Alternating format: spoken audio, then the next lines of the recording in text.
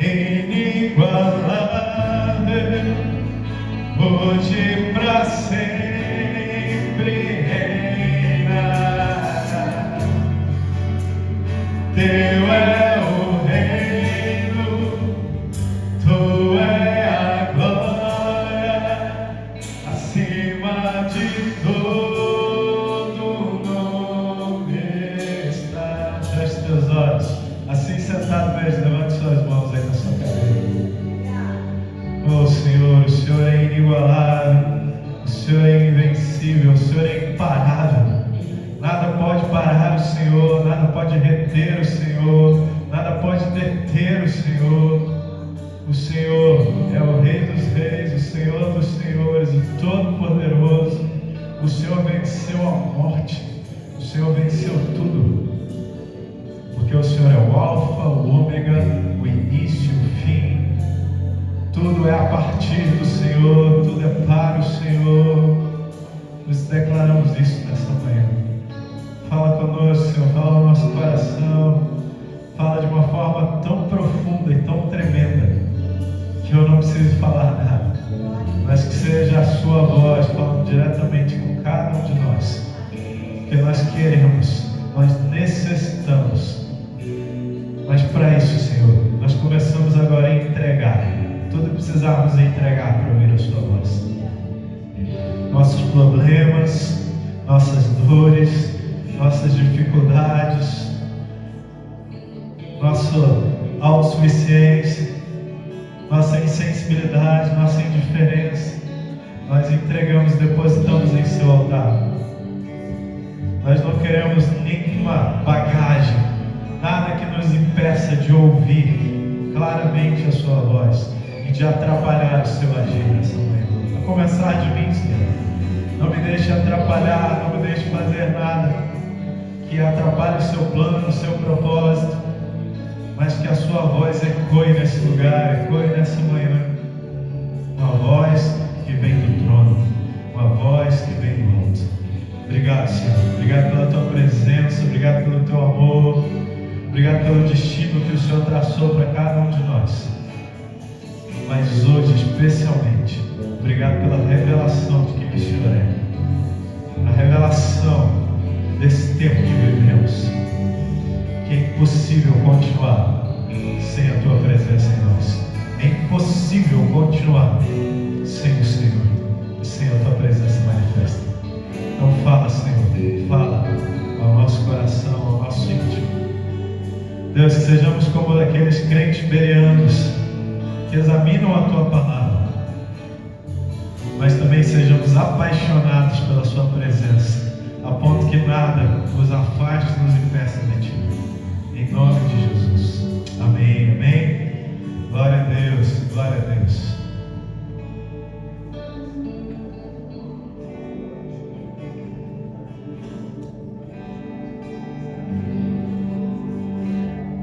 Amém. Se você pode, obrigado. Abra sua Bíblia no Evangelho de João, capítulo 8.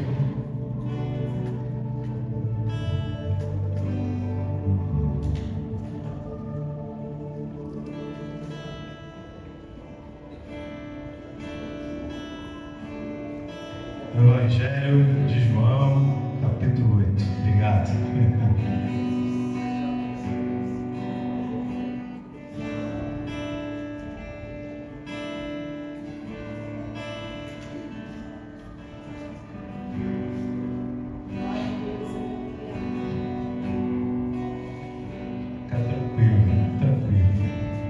Se você não tem a sua Bíblia aí, tem uns aí que a gente está devendo Bíblia, a gente vai pagar essa semana.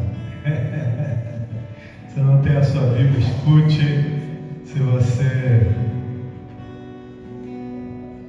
preste atenção, a gente já vai ler aqui a partir do primeiro versículo do Evangelho de João. Mas eu quero dizer algo para você. Deus tem feito grandes coisas no mundo. Nós hoje vivemos num mundo globalizado em que você tem acesso à informação muito rápido. Então, tudo que acontece fora reflete aqui dentro, da nossa nação, do nosso mundo, do nosso país. É interessante que antes Antes a gente levava, né? Todas as vezes que eu leio o Evangelho, eu fico imaginando, meu Deus, as cartas de Paulo, quanto tempo elas levavam para chegar até as pessoas.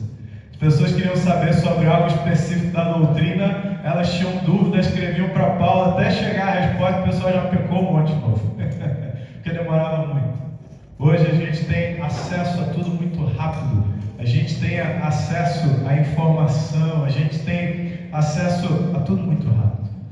E eu tenho visto algumas situações que têm acontecido, e eu não sei se todos viram, mas essa semana morreu um jovem. Eu digo um jovem porque eu sou jovem também, estou bem mais do que ele tinha 31 anos, e ele foi assassinado, um homem chamado Charles Kirk. Quem viu isso aí?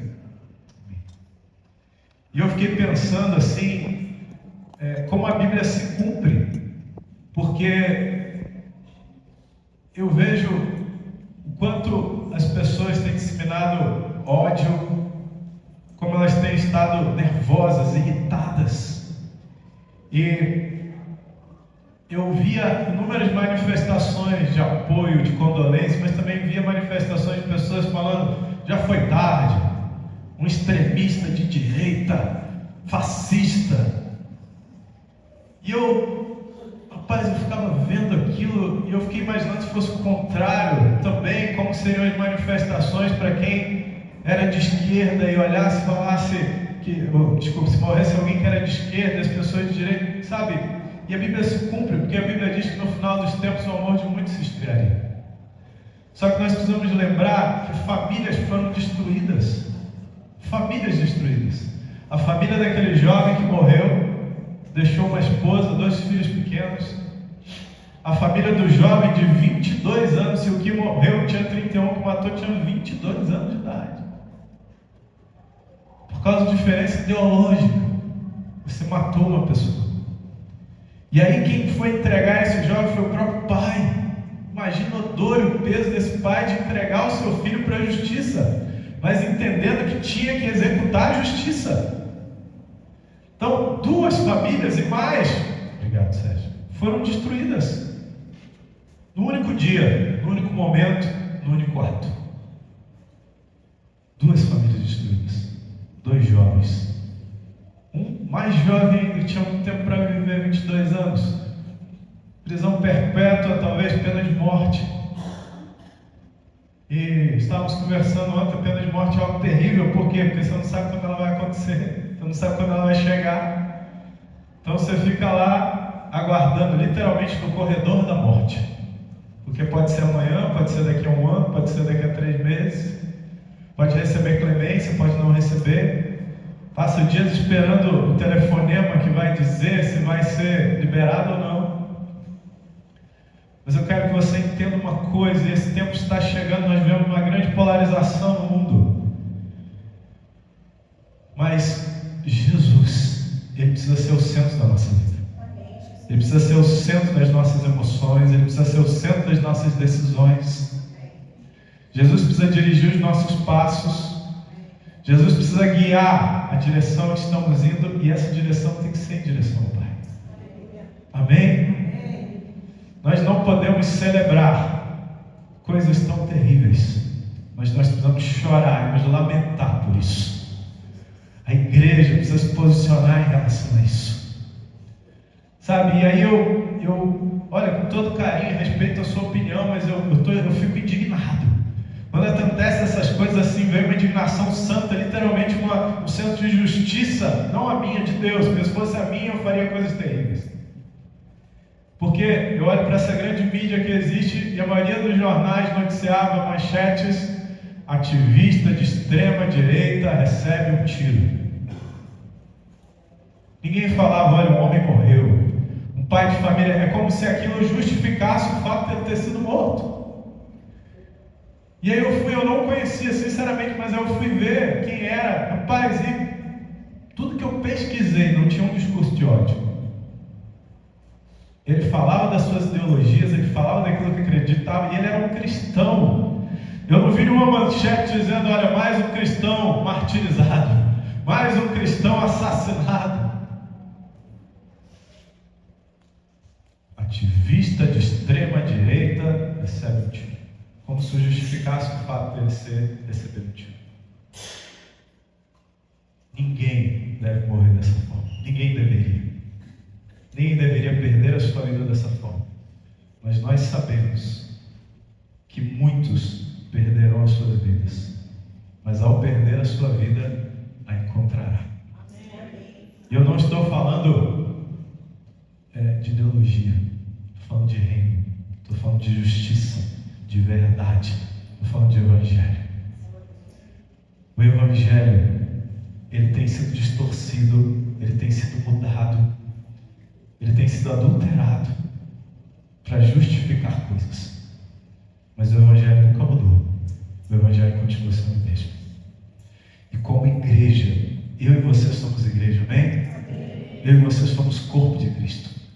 Nós precisamos manifestar a graça, a compaixão, o amor, a justiça, mas principalmente, escute isso, a verdade. Verdade. Que o evangelho é o evangelho de verdade. Você pode, assim como eu, se incomodar com toda a injustiça que tem acontecido, com toda a injustiça que você tem visto, com toda a injustiça que tem chegado até você, não só no nosso país, mas fora. Então, se isso tem te incomodado, toma uma atitude. A mínima atitude que você precisa fazer é orar. A mínima atitude que você precisa ter é ir aos pés do Senhor e falar: Senhor, transforma, muda essa realidade. Muda a realidade da nossa nação, muda a realidade das nações. Tu és o desejado das nações, é isso que a Bíblia diz ao seu respeito. Então vem, desejado das nações. Estremece a terra, sacode os montes. Vem com a sua glória, vem com o seu poder, vem com a sua graça. Famílias destruídas por causa de uma ideologia, de ideologias, por causa de diferenças ideológicas. Nenhuma diferença pode ser maior do que a semelhança que principalmente nós, participantes desse reino, temos que ter. Jesus tem que ser o penhor. Jesus tem que ser o fundamento da nossa vida e da nossa fé. Amém? Então, se você tiver diferença com seus irmãos, se você tiver diferença com seu irmão, apresente a Jesus. Seja Jesus, seja justo juiz entre nós. Faz justiça, porque nós não temos como fazer. A justiça terrena é falha, é distorcida, é comprável, é corruptível. Mas a justiça dele, além de ser eterna, é perfeita. É perfeita. É perfeita. E eu oro diante de Deus para que esses dois jovens, o que foi assassinado e o que assassinou, seja recebido diante do Pai. Que haja arrependimento, que haja confissão, que haja renúncia, e que ambos sejam recebidos diante do Pai. Só Deus conhece o coração do homem. Mas eu creio, e eu vi, e eu tenho visto o que todas essas coisas têm gerado no mundo. Porque a morte desse jovem gerou uma comoção nos Estados Unidos, na Inglaterra, na Europa. Alguns manifestando do jeito errado, mas muitos manifestando do jeito certo. Muitos indo à rua, às universidades, às esquinas, às casas para orar e clamar: Senhor, faz justiça. Senhor, derrama do teu Espírito sobre essa nação. Derrama da tua glória sobre nós. Vem, Senhor, nós não aguentamos mais. Nós não aguentamos mais.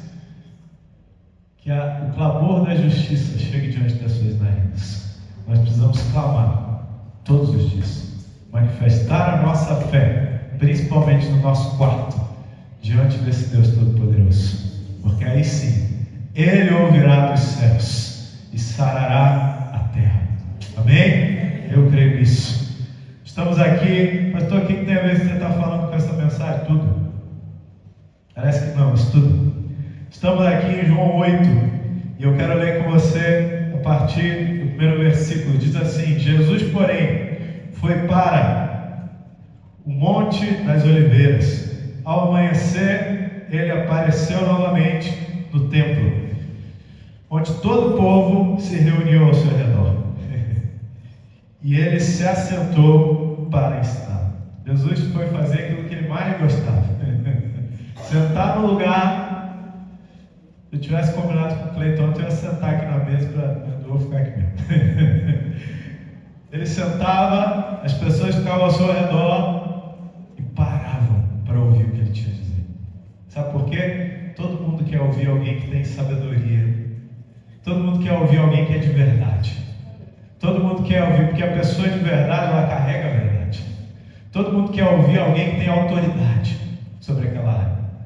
Sabe, quando eu vou conversar com qualquer pessoa que tem domínio sobre determinado assunto, sobre determinado campo, seja da ciência, seja da sociologia, eu paro, porque eu sei que aquela pessoa tem autoridade sobre aquilo. E eu vou aprender com ela. Mas Jesus não tinha só isso. Jesus tinha o Deus. Jesus tinha o Pai. Jesus era o próprio Deus. Então, onde ele chegava, ele apresentava o Pai. Onde ele chegava, ele estava carregado de Deus. Então, onde ele chegava, as pessoas queriam estar com ele, porque ele apresentava Deus. E ele, dessa forma, ensinando, diz que os mestres da lei, prestem atenção nisso, e os fariseus trouxeram-lhe uma mulher surpreendida em adultério. A passagem fala da famosa passagem da mulher adulta. Quem trouxe aquela mulher? Os fariseus. E quem mais? Os mestres da lei. Sabe quem levou aquela mulher? Os religiosos. Os mestres da religião e os sacerdotes. Foram eles que levaram aquela mulher até Jesus.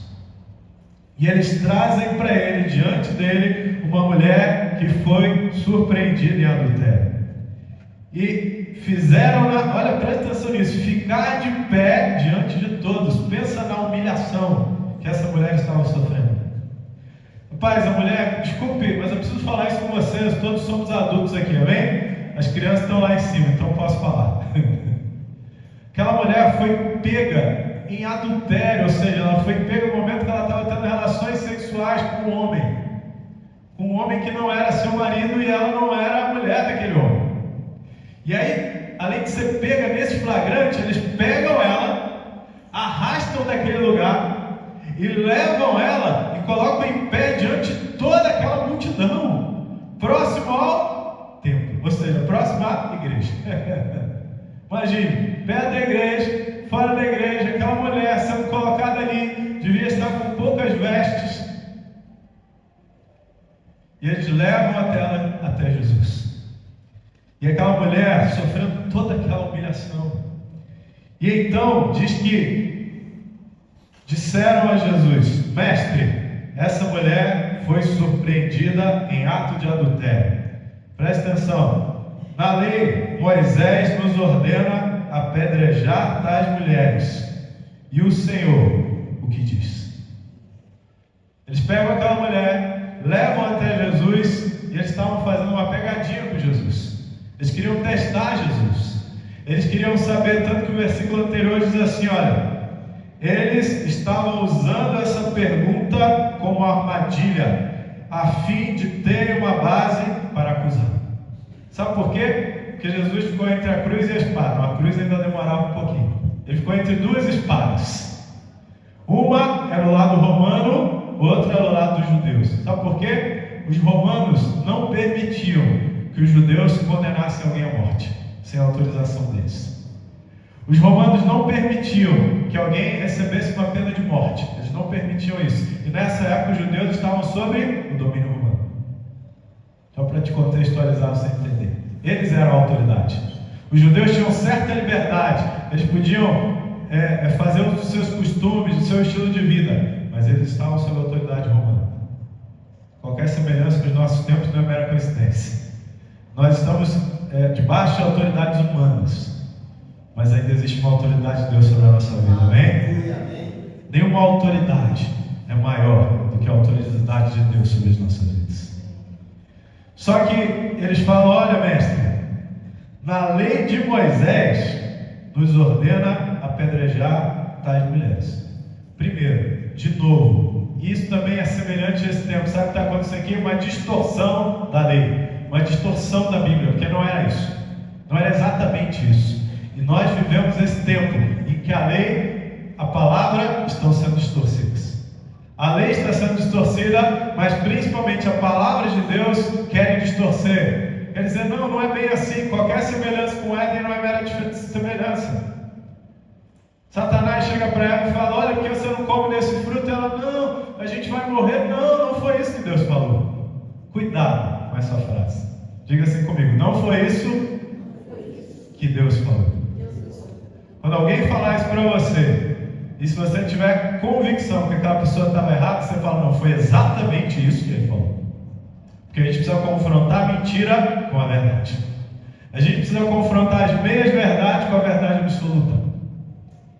E aí eles falam isso, mas primeiro de tudo, a lei mandava apedrejar ambos, não apenas a mulher. Tinham que ser mortos aqueles que fossem pegos nesse pecado. Cadê o homem? Onde está o homem aqui? Só quem estava ali era a mulher. Você vai falar: pastor, a gente sabe, né? Sociedade judaica, patriarcal, machista, também. Mas com certeza era amigo deles. Com certeza era influente, com certeza era do meio deles. Qualquer semelhança de novo não é mera coincidência. Eu alivio para quem são meus amigos, eu alivio para os quem são influentes, eu alivio para quem tem recursos. Aos amigos tudo, aos inimigos nada. Não é diferente. E aí, cadê o homem? Onde está o homem? E quando você vai ver a lei, outra distorção, sabe por quê? Deuteronômio 22, 23 e 24. Se você quiser abrir, puder abrir, beleza. Se não, eu abro aqui. Só para não ficar nas minhas palavras. Deuteronômio, capítulo 22, versículos 23 e 24. Diz assim, se numa cidade um homem se encontrar com uma jovem prometida em casamento e se deitar com ela, levem os dois à porta daquela cidade e apedrejem-lhes até a morte. A moça, porque estava na cidade, não gritou por socorro, e o homem, porque desonrou a mulher de outro homem. Eliminem o mal do meio de vocês. Então, o apedrejamento era somente nessa condição, ou seja, na verdade, se ela fosse virgem. Não era para qualquer situação, não era pegou em adultério, apedreja, mas a gente lê isso, a gente entende isso, e a gente não estuda isso. A Bíblia diz que o nosso povo perece por falta de conhecimento. Então, olha só as distorções. Primeiro, um lado foi aliviado, a lei era só para homem, só para mulher. O homem foi isento. E depois ainda vem dizer que Jesus era machista. Rapaz, ficou nervoso esse negócio. Depois vem dizer que Jesus não acatava o amor às mulheres, às minorias. Pelo amor de Deus, vamos parar com isso. Jesus se preocupava com todos. Diga assim: o meu Deus se preocupa com todos. O nosso Deus não faz acepção de pessoas. O nosso Deus não é parcial. O nosso Deus é imparcial. Mas o nosso Deus é um Deus de justiça. Deus falou muito no meu coração através dessa passagem essa semana, voltando lá em João 8, porque eu vi várias vezes, várias pessoas ao longo da minha vida pregando essa passagem de forma errada e dando a ênfase que queriam para essa passagem. Entenda uma coisa: essa passagem vai nos mostrar a graça e o perdão de Deus. Diga: graça e perdão. Acho que todos conhecem essa passagem, mas tem algo na justiça de Deus, e eu quero que você entenda isso, porque o nosso compromisso aqui, e nós temos falado isso, eu vou falar isso cada vez mais de púlpito aqui para todo mundo saber. O nosso compromisso é com a palavra de Deus. O nosso compromisso é com a verdade de Deus. O nosso compromisso é pregar aquilo que Ele fala, é pregar aquilo que a Sua palavra fala. O nosso compromisso é levar-nos, começando por mim, porque eu preciso ir primeiro, senão vocês não vão. Há um caminho que nós nos aproximamos de Deus e conhecemos Ele, a Sua palavra, o Seu Evangelho de forma verdadeira e genuína. Nós não aceitaremos nessa casa, no nosso meio, distorções da sua palavra. Nós não aceitaremos um ambiente, e aí eu já peço desculpa de novo, mas eu tenho que falar isso, em que o nosso ego vai ser massageado, a gente vai sair daqui se sentindo a florzinha de Jesus, porque isso não é evangelho. O nosso compromisso é com a palavra de Deus, e nós precisamos sair daqui com todo carinho, de novo e respeito, nos sentindo miseráveis criaturas, dignos, indignos, mas dignos por causa da graça de Deus, porque Ele que nos purifica, Ele que nos santifica, e essa passagem mostra isso. Por quê? Porque aquela mulher praticamente despida, humilhada, pega em flagrante um pecado mortal, que não daria apedrejamento talvez, mas daria morte, levaria à morte. Só que aconteceu com ela aquilo que precisa acontecer com cada um de nós.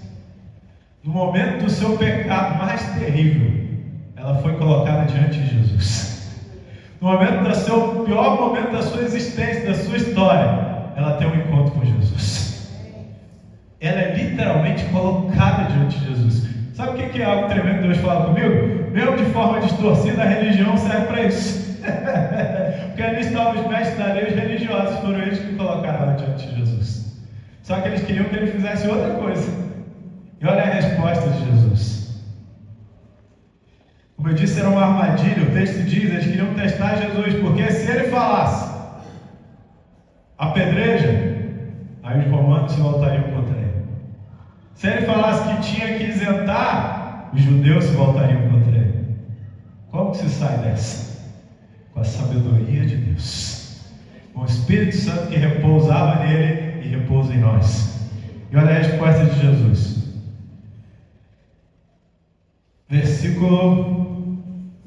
Terminal o 6 aqui, diz assim: eles estavam usando essa pergunta como armadilha, a fim de terem uma base para acusá-lo. Mas Jesus inclinou-se e começou a escrever no chão com o dedo. Qualquer conjectura sobre o que estava sendo escrito ali não tem, tá?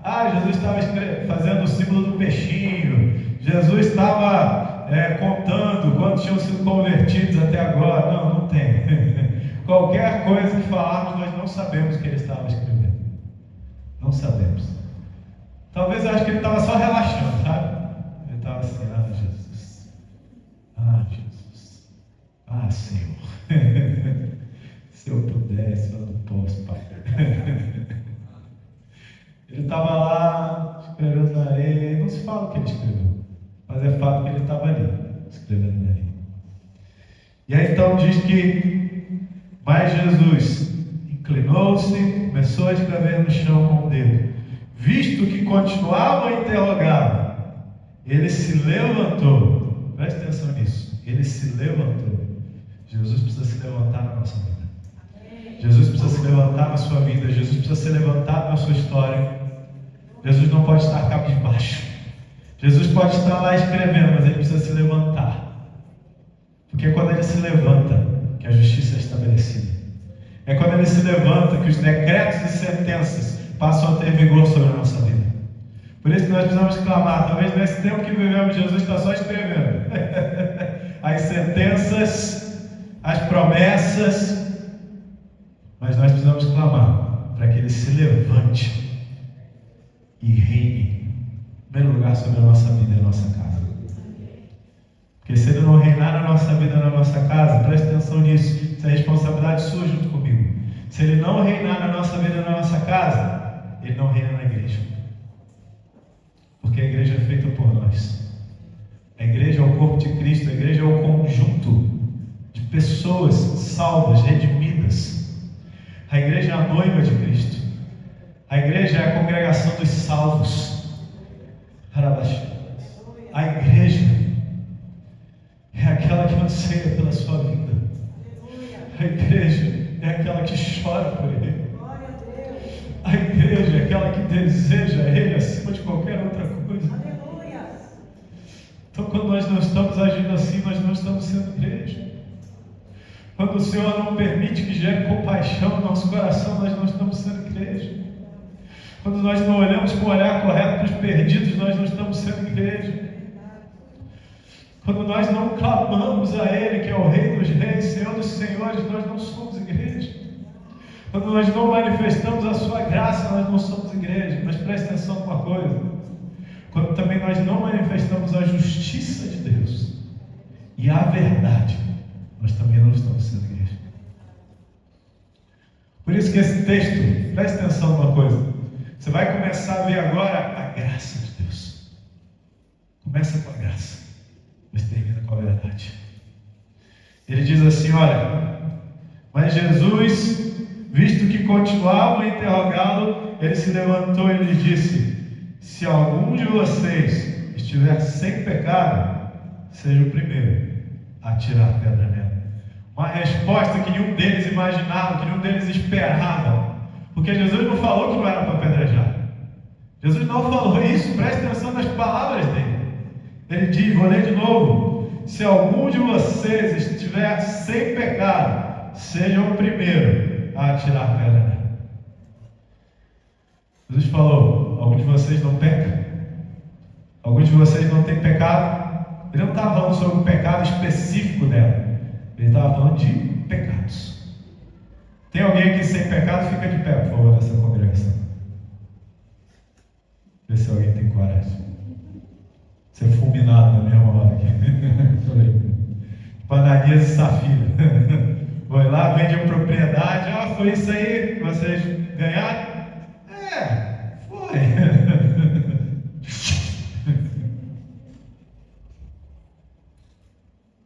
E foi isso que Jesus fez. Se algum de vocês não tiver pecado, que atire a primeira pedra. Atire a primeira. Só que a gente sabe do efeito manada, né? O que é o efeito manada? Se o primeiro atirar, todo mundo atirar. Então até nisso a gente depende do Espírito Santo de Deus, que gera consciência, que gera resposta, que gera certeza. Tivesse um lá, rapaz, que permitisse Satanás entrar, mas não era a hora ainda. Rapaz, ele atirava o resto. Depois, quando saísse, ela saiu conversando, né? Rapaz, estava sem pecado? Eu não. Mas por que tu atirou? Ok, tá, não dei pedra, né? É assim que as pessoas têm agido. Elas não param para pensar. Elas não deixam o Espírito Santo as convencer. Elas não param para ouvir a voz do Espírito Santo. Elas apenas agem. Foi assim que essa mulher viveu a sua vida. Só agindo, reagindo, construindo aquele momento até então. Muitas coisas que vivemos na nossa vida são consequências de escolhas nossas. E as consequências que estamos vivendo hoje é resultado dessas escolhas lá atrás. Mas sabe o que acontece? Encontramos Jesus. E Jesus pode redimir a nossa vida. Jesus pode estender a graça redentora dele sobre nós. Essa mulher, no momento mais terrível da sua vida, ela encontrou Jesus. Não sei quando ou como você encontrou Jesus, mas no meu caso foi parecido.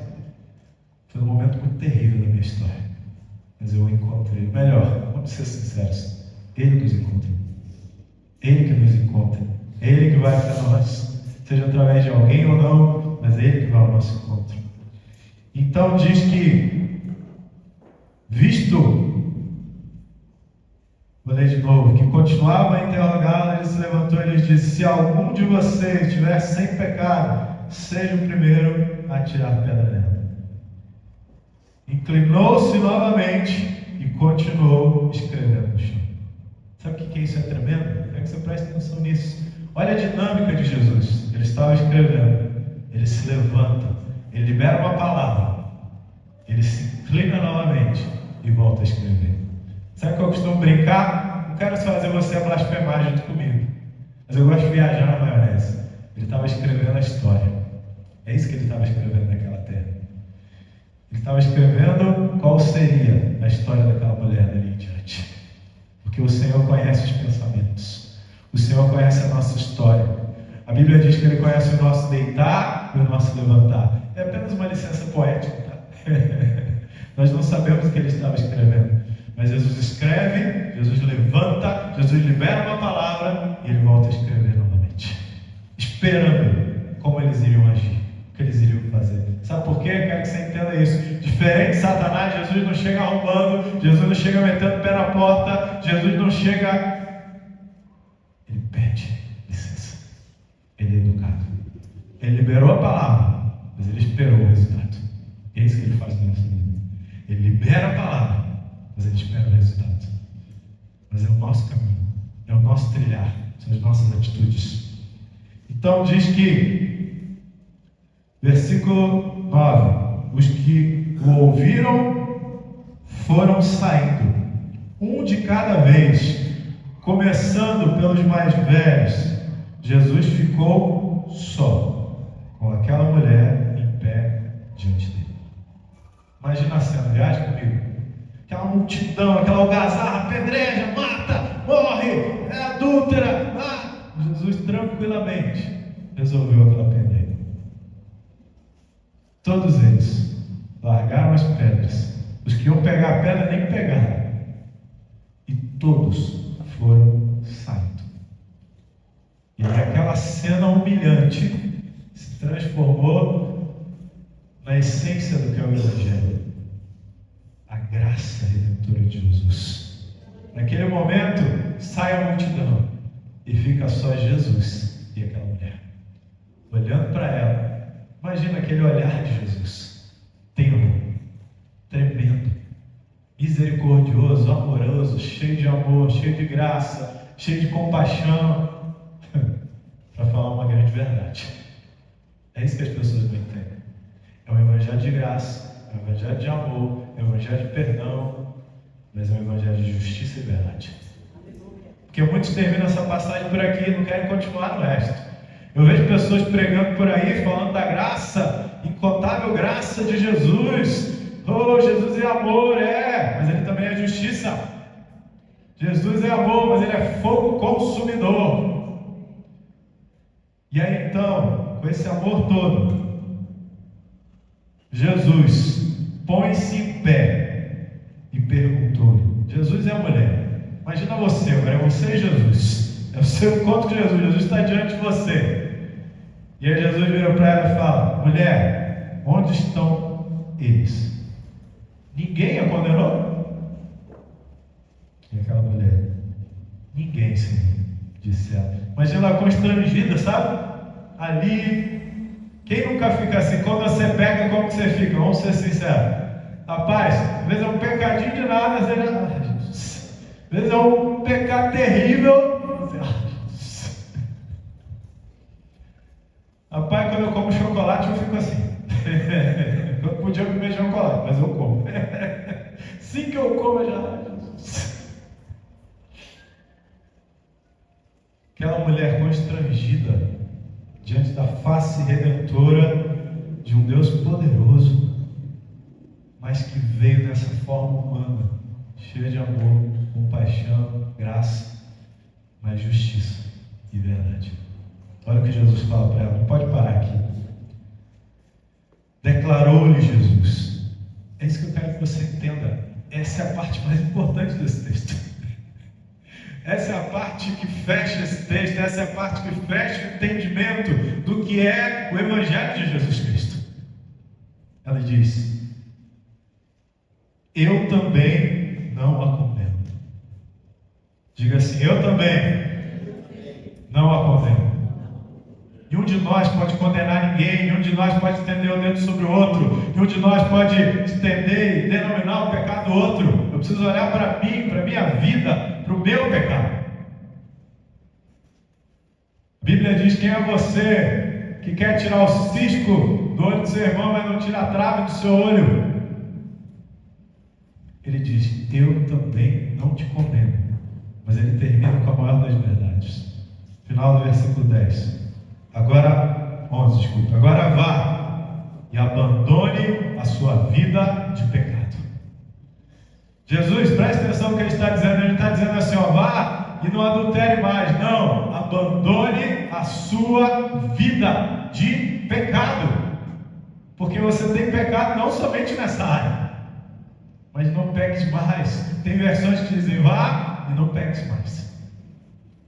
Jesus não aliviou, Jesus estendeu a graça, estendeu o amor, estendeu a compaixão, mas ele agiu com justiça e com verdade. Sabe o que ele está dizendo para a mulher? Porque a Bíblia diz que existem pecados que levam à morte, e aquela mulher estava diante disso. O pecado dela levou à morte, ela estava diante da morte, mas Jesus entrou. Dá uma glória aí, meu irmão. Dá uma aleluia, dá uma glória a Deus, manifesta a sua fé, a sua graça. Jesus entrou no momento crucial da sua morte e transformou morte em vida. Existem várias pessoas que dizem, isso não é Bíblia, tá? Até isso é distorcido. Que essa mulher aqui era Maria Madalena, não é. A Bíblia não fala quem é essa mulher. É licença poética, em filmes, séries, desenhos. Essa mulher não era Maria Madalena, não fala quem é. Inclusive, a gente nem sabe se essa mulher depois acompanhou Jesus ou não com as outras mulheres. Acredita que sim, mas nós não sabemos. Mas eu quero te falar uma coisa. A partir do momento que Jesus entra na nossa vida, a gente precisa abandonar a nossa vida de pecado. A graça é para isso. O apóstolo Paulo, o que farei eu? Pecarei ainda mais para que a graça aumente? Não, é pela graça aumentada que eu peco menos. É pela graça dele que eu consigo me submeter ao seu senhorio. Mas quero que você fique de pé, por favor, se você puder. Quero ler o versículo 12 para você. Mas em pé, vocês não dormir. Pode chegar. Pode vir. O versículo 12 diz assim: falando novamente ao povo, ou seja, acabou aquela fase, acabou o discurso dele com a mulher, ele falou: olha, minha filha, agora, fazendo uma interpretação aqui, olha, minha filha, vá, tu peca mais. Sabe por quê? Sabe o que Jesus queria dizer? Talvez numa outra situação, num outro momento, com certeza, se você for flagrado de novo, eu não vou estar aqui, eu não vou poder te defender, e você vai morrer. Sabe o que Jesus está nos ensinando? Jesus dá tempo para a gente se arrepender. Jesus estende a graça redentora dele, mas o propósito continua sendo esse, que nós abandonemos a nossa vida de pecado e nos aproximemos dele de tal maneira que a gente se torne semelhante a ele. Sabe por quê? Existe uma frase muito antiga, quem é crente antigo já ouviu: Deus abomina o pecado, mas ama o pecador. Isso é verdade, não tem esse versículo, mas a gente extrai isso de vários versículos da Bíblia. Sabe por que ele abomina o pecado? Porque ele é santo. Nele não há variação alguma, ele é santo. Mas ele é por isso mesmo que ele abomina o pecado. Mas ele ama o pecador, porque os pecadores, foi para eles que ele veio. Foi para resgatar os seus filhos. Foi para isso que ele veio. Foi para nos resgatar. Amém? Somos resgatados por ele. E precisa se cumprir na nossa vida. Versículo 12 diz que, falando novamente ao povo, Jesus disse: eu sou a luz do mundo. Diga assim: Jesus é a luz do mundo. Ele que vai iluminar esse mundo, Ele que vai tirar a escuridão, Ele que vai revelar a verdade e a justiça. Porque está chegando o tempo da justiça. Cuidado, está chegando o tempo do juízo. Não fica só na graça, que vai perder a graça. Está chegando o tempo do juízo. E aí diz: eu sou a luz do mundo, quem me segue nunca andará em trevas, mas terá a luz da vida. Deixa Ele iluminar a sua vida, deixa Ele iluminar o seu coração, deixa Ele te mostrar o caminho. Feche os teus olhos aí agora, eu quero orar com você.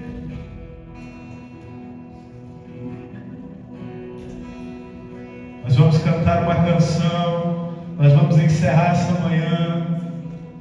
Vamos cantar duas. Mas eu quero que você entenda isso: Ele é a luz do mundo. Ele nos conduz em direção ao Pai, com justiça, com graça, mas com verdade. Tudo dessa mensagem é verdade e graça, que começou com a graça mas termina com a verdade. Ele é a verdade absoluta. Jesus é a verdade, o caminho e a vida, e ninguém vai ao Pai a não ser por Ele. Então eu queria que você fechasse seus olhos, eu quero orar por você. Eu queria que você sondasse seu coração agora. Talvez você está afastado de Jesus, talvez o seu coração está frio, talvez o seu coração está insensível, ou talvez está queimando de amor, não importa como esteja. Nós vamos clamar: Senhor, acende o fogo, acende o fogo, acende a chama, que o nosso coração volte a pulsar, Senhor, de amor por Ti. Nós queremos buscar essa verdade, essa graça, esse amor, mas que nós sejamos manifestantes da verdade e da justiça para esse mundo, para essa terra, para aqueles que necessitam. Jesus se torna a luz do mundo quando eu vou até os lugares. Jesus se torna a luz do mundo quando eu manifesto a minha fé dentro da minha casa. Jesus se torna a luz do mundo quando eu vou aos lugares que Ele me envia. Jesus se torna a luz do mundo quando eu abro os meus lábios, quando eu declaro aquilo que é a verdade dele. Mas eu quero que você olhe para dentro de você nesse momento. Olhe como está o teu coração. Olhe como você está em relação a Jesus. Os dias são maus. O amor de muitos está esfriando. Está chegando um tempo de juízo, de justiça. Mas o Senhor vem com a sua pá e Ele vai limpar a eira. O Senhor é o Todo-Poderoso. Ele é o leão da tribo de Judá. Ele é forte e poderoso, mas Ele é justo, compassivo, cheio de amor e de compaixão pelo seu povo. Mas Ele é justiça, Ele é verdade. Pai, eu oro por cada um dos meus irmãos agora, cada um que está sondando o seu coração, Senhor. Sonda os nossos corações, possamos enxergar como está a verdade em nós, como está a justiça em nós.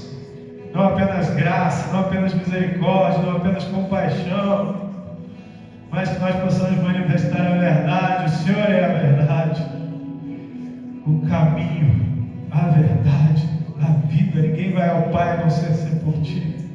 Então, Deus, nos conecta ao Pai, Senhor. Mexe conosco, mexe com a nossa estrutura, Senhor. Nos faz enxergar a verdade, porque o Senhor é a luz do mundo. Fala ao nosso coração, Senhor.